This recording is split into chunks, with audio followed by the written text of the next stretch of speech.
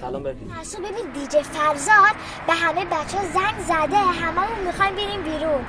منم با اماد میام. خلاصه کاشیدن تا اماد اومد.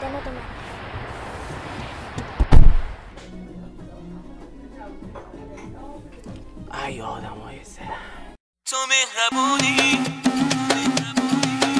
ماره جونی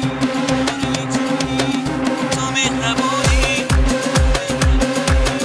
ماره جونی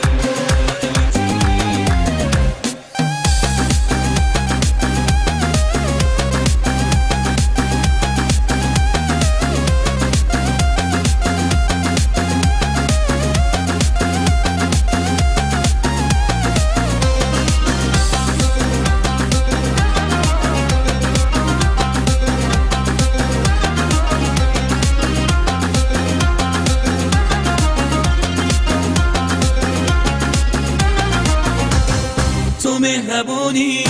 پاره جونی نیمه ماهی تو آسمونی خاتون قشقی واسم نوشتی تا آخر خط برام بگشتی نمیخوام هیچ کسی یار من باشه همدم و رفیق راه من باشه من فقط تو رو میخوام ستاره یه شبم بشی تو شریک خنده بود تبم بشی تو که خدامی همش باهامی تو که تموم اوج صدامی تو آرزوی تنها آرزومی تو خود ماهی سوز نگامی نمیخوام هیچ کسی یار من باشه همدم و رفیق راه من باشه من فقط تو رو میخوام ستاره یه شبم بشی تو شریک خنده بود تبم بشی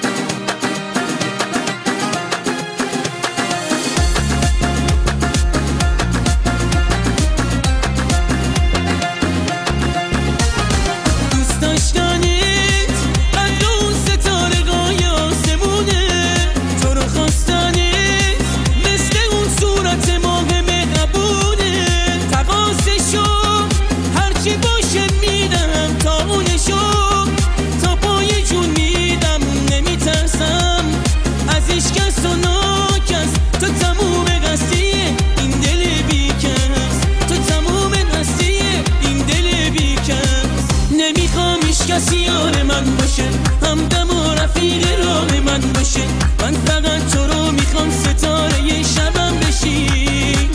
تو شریک خنده بود تبم بشی